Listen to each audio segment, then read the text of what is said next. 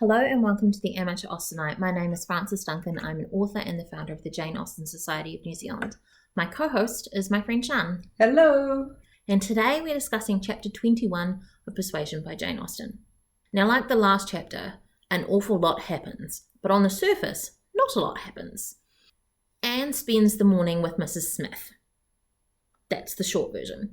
Slightly longer version is Mrs. Smith thinks that Anne is going to marry Mr. Elliot, tries to talk her into marrying Mr. Elliot, and says, hell no, that is never going to happen. And then Mrs. Smith goes, all right, well, I'm going to tell you some stuff about him. Proceeds to tell her that Mr. Elliot may be in love with her, but wants the title of baronet, is spending time with the family to try and counteract Mrs. Clay's claims to become Lady Elliot, and also that Mr. Elliot screwed over Mrs. Smith and her husband. A subtitle to this chapter could be The Truth Will Out. Ooh. There was something about the last chapter that when we were reading it, I went, I don't remember reading that before. And we didn't really talk about it in our podcast. When they're standing outside the octagon room, Anne realises that Captain Wentworth is in love with her. I'd never noticed that before. I had always thought, reading this book, that it wasn't until the letter, and it seemed to come out of the blue, that she had no idea.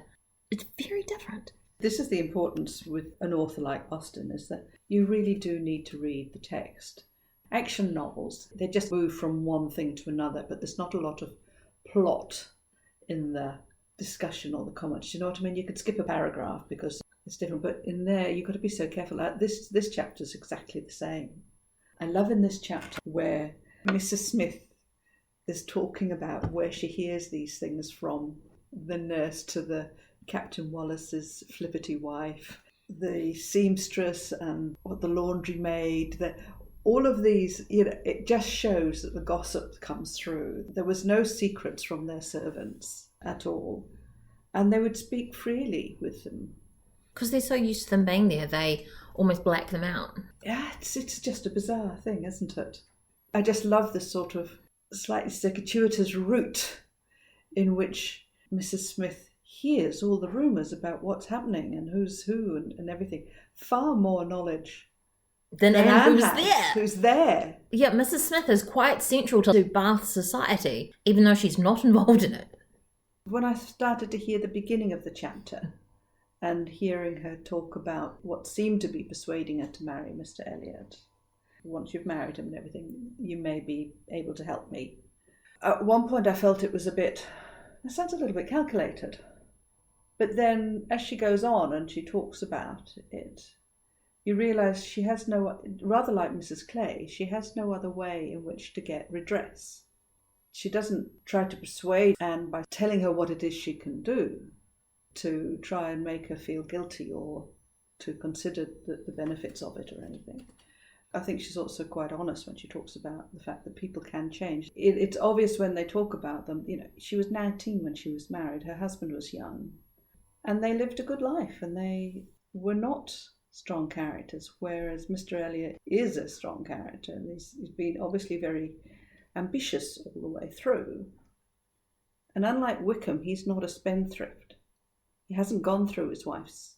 Oh, once he got the money, he was very sure about what he was going to do with it. He was very careful with it. So from that perspective, the one you have to feel so much more sorrow for is his first wife, who must have had a miserable time. She was in love with him, but he just wanted her for her money. Yes, and she would have lost all sense of place because she significantly married up. No, she would have to leave behind all her family and acquaintance. Yeah. So she is the one to sort of feel empathy for.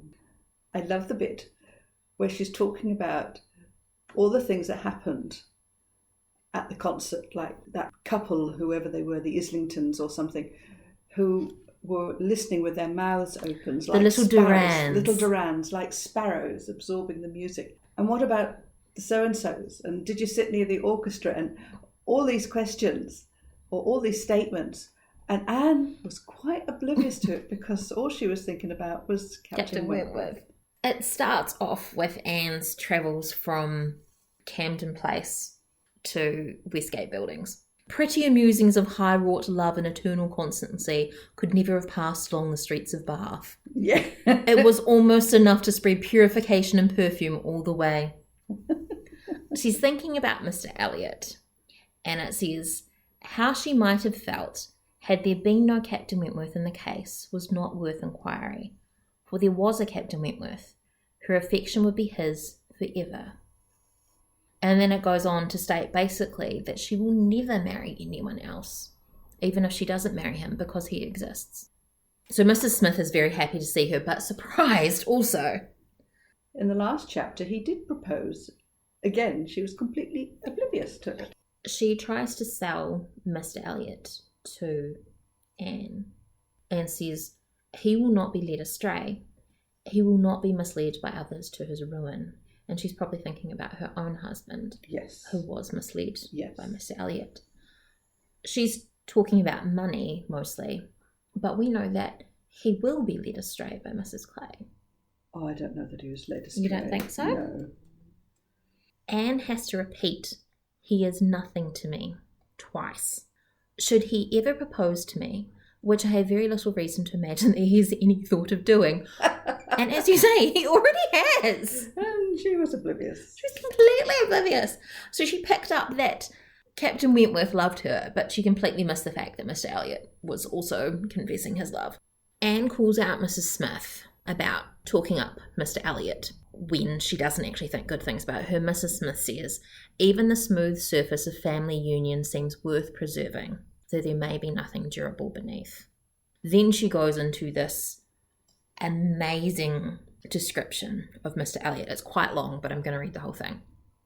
Mr. Elliot is a man without heart or conscience, a designing, wary, cold-blooded being who thinks only of himself, who, for his own interest or ease, would be guilty of any cruelty or any treachery that could be perpetrated without risk of his general character.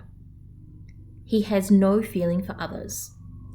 Those whom he has been the chief cause of leading into ruin, he can neglect and desert without the smallest compunction. He is totally beyond the reach of any sentiment of justice or compassion. Oh, he is black at heart, hollow and black, I think, is an excellent description of a sociopath. I think it is. He's not a murderer necessarily. He is number one. Totally self-serving. Yes. She says you must allow for an injured, angry woman, which is so different from how she is normally. Because even though she's sick, she usually has this wonderful, really positive outlook on life. Yes, this is the first time you hear harsh words from her. For someone who loves gossip, because man does she love gossip, she kept her knowledge about Mr. Elliot to herself. My poor Charles, who had the finest, most generous spirit in the world, would have divided his last farthing with him. This reminds me of Mr. Bingley, and a couple of other descriptions of her husband make me think a little of Mr. Bingley. He's generous, he's kind, he's sweet, he believes in people. It makes you kind of glad that Mr. Bingley had Darcy to point out fortune hunters. Even though she's being really open about things, she stops herself from saying something bad about Elizabeth. I used to boast of my own Anne Elliot and vouch for your being such a very different creature from... She checked herself Yes. just in time. So of all the things that are being said, what isn't said is really more interesting. They've had so many conversations going on where all of this is going on under the surface, and they haven't talked about Captain Wentworth. Anne has not said, no, by the way, I'm in love with somebody else. So Mr. Elliot used to not care about the title. All the honour of the family he held as cheap as dirt. But now he really wants to be a baronet. He's lived the high life with the money, and now he wants some of the respect that goes with it. And I think also, let's be honest, if he had married Elizabeth, he would have been subject to Sir Elliot. He would not have been an independent man. He would not have been. And they didn't have any money. And they had no money, but they spent like water. So from that perspective, he is still more admirable than Sir Elliot. Say it again? He wasn't a spendthrift. He would take care of the estate. It's very clear that he doesn't want to do anything that would disrupt how his character is seen. You think that makes him a better person than Sir Walter? In some characters. Sir Walter's cruel. Sir Walter's incredibly cruel to his daughter. Mrs. Smith does have evidence, and she brings forth this letter that we've actually got in the novel that Mr. Elliot wrote to his friend. Even though Anne doesn't like her father and sister, they are her family. They are her family. And the way he talks about them is very disrespectful. Well, they're her family, and you are tied with the same brush, however much you might dislike them. And I think the other thing is that she can see the truth in it as well. The truth about what he says about her family. Yes, and that's really quite hurtful because most people won't mention it. Most people dance around it. I mean, he was right in thinking that they wanted him to marry Elizabeth. Oh, yes. He's very onto it. So through Mrs. Wallace and Colonel Wallace, who talks to Mr. Elliot, and then Nurse Rook, who Mrs. Wallace talks to, Mrs. Smith has a full history of this romance with Mr. Elliot, how they met at Lyme, and how he was very happy to meet her again in Camden Place. But also, she knows that before Anne turned up on the scene, he had been trying to weasel his way into the family to push out Mrs. Clay. He omitted no opportunity of being with them, threw himself in their way, called at all hours, which is exactly what he did the night that Anne arrived. Yes. It was one of his, I'm going to call in at 10 o'clock because they will be completely unaware. But they were so delighted with him that they didn't mind, and anybody else, it probably would have been considered rude. Anne's actually quite ready to believe this. I have always wanted some other motive for his conduct than she appears. has. Yes, this is not a surprise to Anne. It's a bit of a shock. It's a but shock. It's not a surprise. It's not a surprise because she's always felt there's something more in this.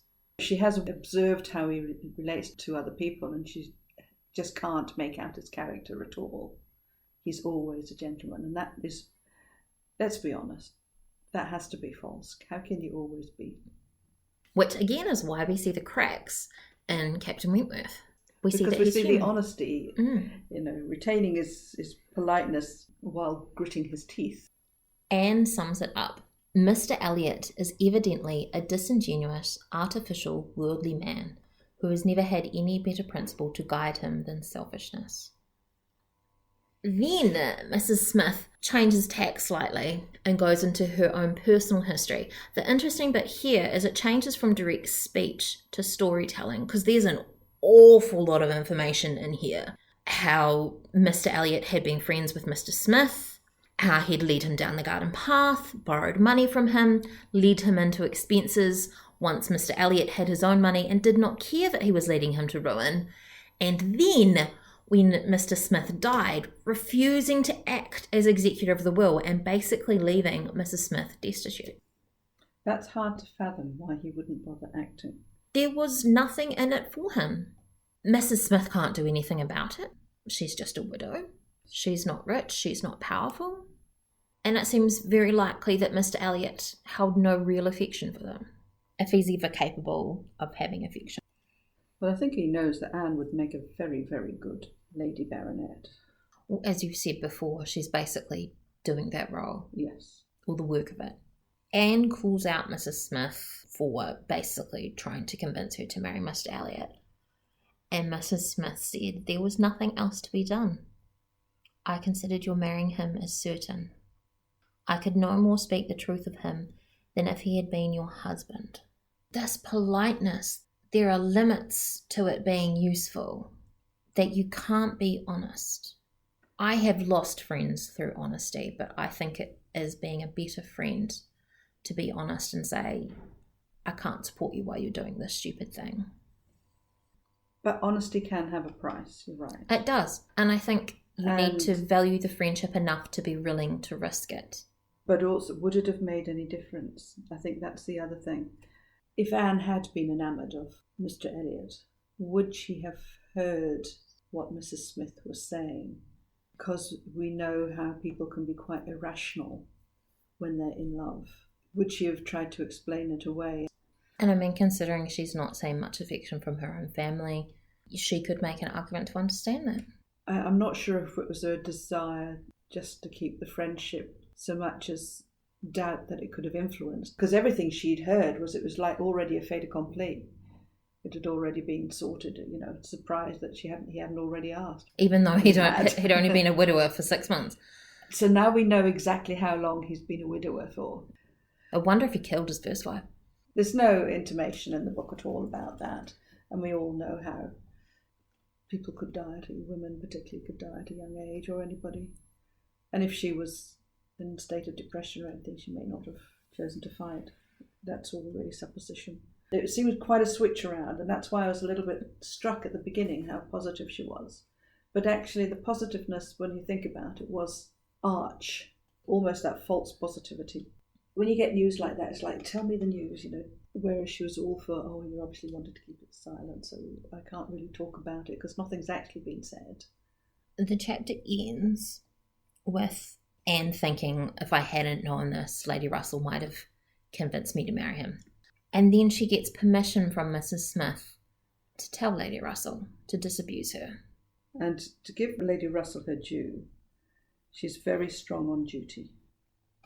And she would have considered him to have abrogated his duty not to execute the will and to leave a dependent in the lurch like that. And that is our summary of chapter 21 of Persuasion by Jane Austen. My name is Frances Duncan. You can find me at francesduncanwrites.com and on Twitter at Frances_Duncan. Thank you for listening, and we wish you happy reading.